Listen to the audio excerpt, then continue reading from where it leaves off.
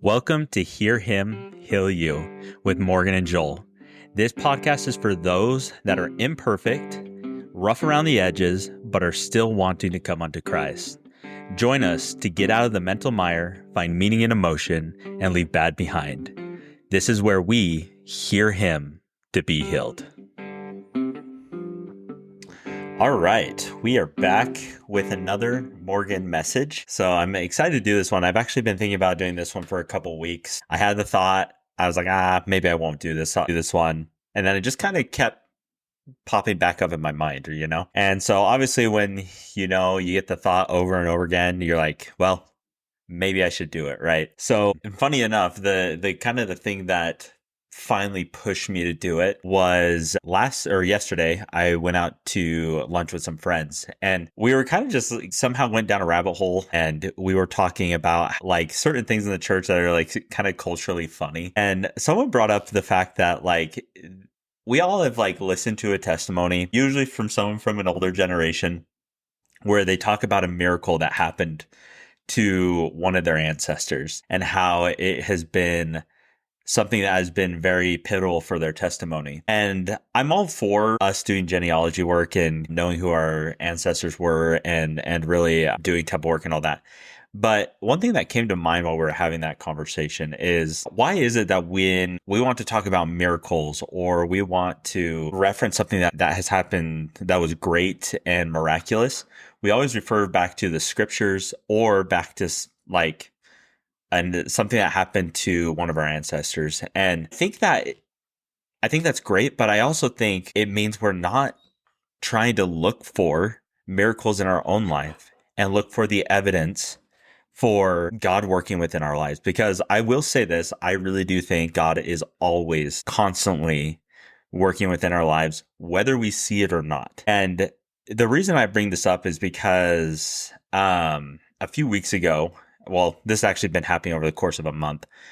I feel like I've had a miracle happen in my own life, and call it a miracle, call it a tender mercy, whatever. It was still something that made me realize that God is in the works. So it kind of started at the beginning of June. At the time I was living with my younger brother, and I was like, I knew our lease was ending, but I remembered we had signed our lease for our current apartment, or at our last apartment, sometime between July and August. So I was like, okay, we got some time, but I just want to make sure that I know the exact date when it ends. And so I went and found the lease, and it turned out that the lease was ending July 30th. And it was like, or not July 30th, June 30th. And and the day I was looking at it, it was like June 3rd or something like that. So me and my brother kind of had like a freak out session. We're like, wait, are you serious? Like, we got to be finding a place now. And I was just, it like was actually kind of alarming because I had a lot of stuff going on. Work is always busy for me. I had actually started a contracting position as well. So I was kind of doing two jobs at the time. And then I was also like, currently I'm the ward mission leader in my ward. And there's a lot of things I have to do for that. And so I was like, how am I going to find time to look for an apartment and get everything else done I need? And this is where I think God entered the equation, right? Because the way this worked out was actually amazing to me. So immediately, over the next couple of days, I started looking at apartments, going to showings. And I decided to go up and look at a showing in Draper. The apartment was great. The guy offered me the apartment on the spot. I thought it was going to be really good. But on my way home, I was like, I'm going to think this over. I want to kind of just sleep on this decision before I actually jump into it. And so I did just that. And I went to church the next morning because I looked at it on a Saturday. And then I went to church on Sunday. And I told the guy I would give him an answer by the end of Sunday. So I was sitting at church, and funny enough, I got this really, I can't say anything else besides it was an impression or a prompting from the Spirit of like, don't leave the ward.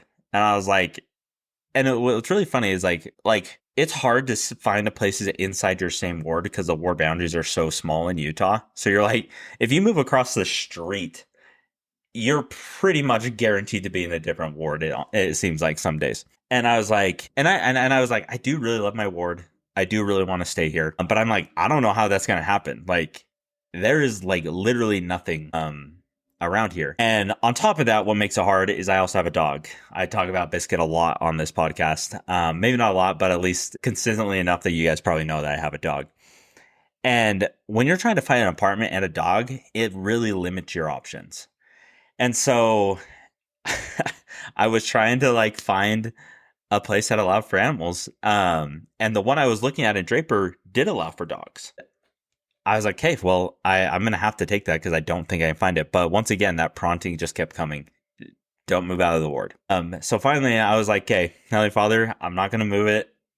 I'm going to not take this apartment. I don't know. I don't have any other options. So you're going to have to make it happen. So I turned down the apartment and continue looking for apartments. And I go look at apartment after apartment after apartment and just striking out left and right.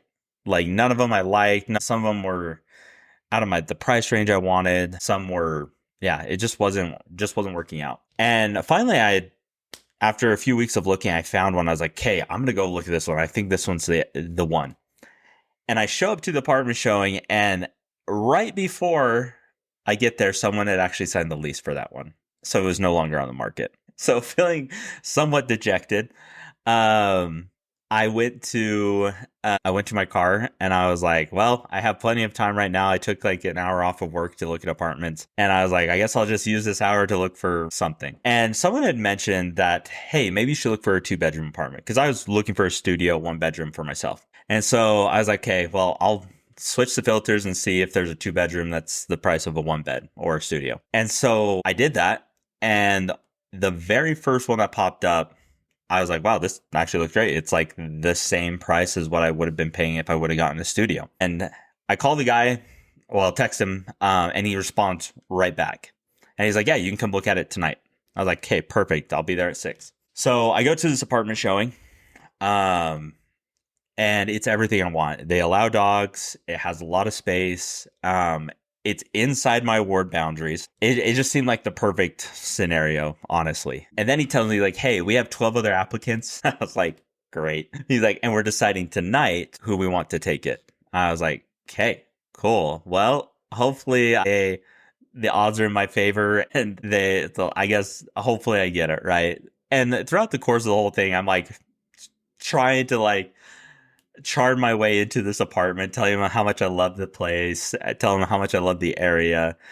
And I'm just saying everything I can. Like, I have a great dog. He's well behaved, which he is. I didn't say anything. I wasn't lying about anything, but I was trying my best because I'm like, I need this apartment. I don't have any other options. And I got to move in like a week. I leave. They're like, hey, yeah, we'll give you a call. We'll text you if you guys want it, if you want it. So I go on my way and I'm like, well, I'll keep looking for places because I like 1 in 12 chance. The odds really aren't that great that I'm get it. And it seemed like the couple was actually really looking for like a young family to take the place. They seemed like that's who they were trying to cater toward with this apartment. And I forget about it because I honestly was like, I'm not going to get my hopes up. And so I go about my business. A few days go by and I get a text. And the landlord texted me and he was like, hey, we would want you to take it.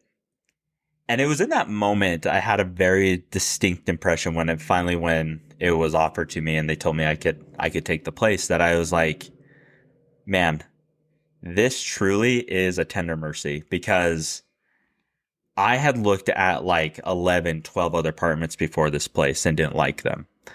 I had this distinct impression to not move out of the ward or accept any apartments that were outside my ward boundaries. And funny enough, I really feel like God opened the door for me to find this. But the story doesn't end there. You would think like, yeah, God helped you find an apartment.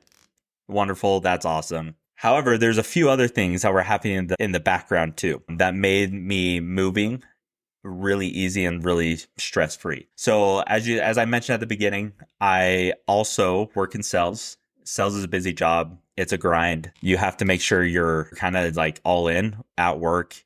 Don't have your attention divided. And I do fairly well at work, but the month I was moving, I was doing phenomenal at work. So we carry a quota, and last month it just felt like everything was in like I could do no wrong. And it turns out that I had actually closed my quota, meaning I had sold everything I was supposed to that month, like 11 days before the month ended, which is unheard of. Like, it doesn't happen all that often, if ever, to hit your quota 11 days early, especially on a monthly quota, because it almost feels like you have to use every single day to get it, right?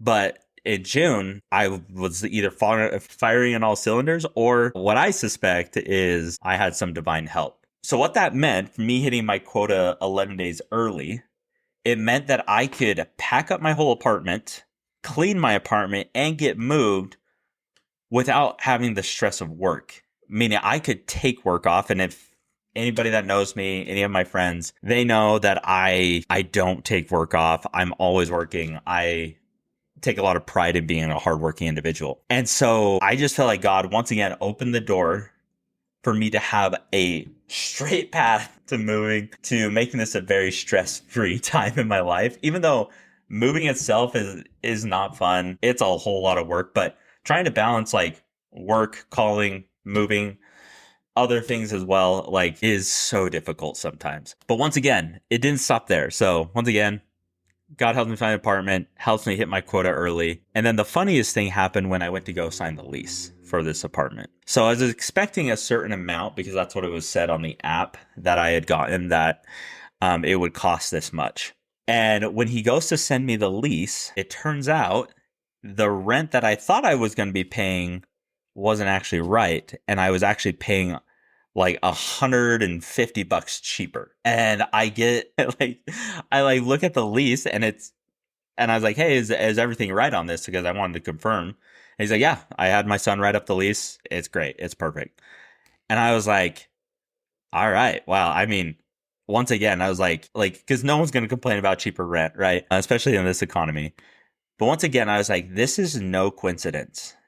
There is no way that I receive a prompting to turn down an apartment, to move into and try to find an apartment within my ward boundaries. Then to find an apartment that I thought I was going to be paying X amount, and I actually am paying $150 cheaper than I thought. And then on top of that, to hit quota, exceed it, make the most money I ever have in sales, and have a stress-free move. Like, one of those things I feel like would be a coincidence. I feel like one of those things would be a miracle or a tender mercy. But to have all three happen, seriously, there is no way that the stars aligned for that to coincidentally happen, in my opinion. And that's why I kind of wanted to tell you guys this story, because I want all of us to open up our eyes, pray for miracles, ask for miracles, and expect miracles, because we believe in a God of miracles. It doesn't have to be a miracle of riches every time. It can be a miracle of forgiveness, a miracle of healing. It can be a miracle to gain a greater testimony. I am never surprised by the things that have happened in my life, because I believe in God and Jesus Christ and in following the Holy Ghost. I think there's no other way that things this great could happen. And I believe they happen to everyone. And I think that's the moral of the story that I want everyone to walk away. Don't rely on the old miracles of the scriptures. Those miracles are not dead and gone. They will happen today in your life, in your lifetime, because God loves you. He's mindful of you. He knows the details of your life so well. And he wants to be involved in those details. He wants to know you. He wants you to be happy. He doesn't want you to be overly stressed about moving, even though that seems like a very seemingly small thing for him to care about. I realize that I am so grateful he cares about something like that. And I just want to wrap this up with a quote by Elder David A. Bednar about tender mercies, because I think this really wraps up everything I'm trying to say. And he says, "The tender mercies of the Lord are real, and they do not occur randomly or merely by coincidence. Often the Lord's timing of his tender mercies helps us to both discern and acknowledge them." And I would add to that, to acknowledge him. He wants us to know he is real. He wants us to believe in him. But it really just takes a matter of looking for him. With that said, remember, little flock, Despair not, build upon the rock, do good, and always hear him. Hey, little flock. If you felt this episode was helpful for your testimony, please like, leave a review, share with a friend, and follow for more.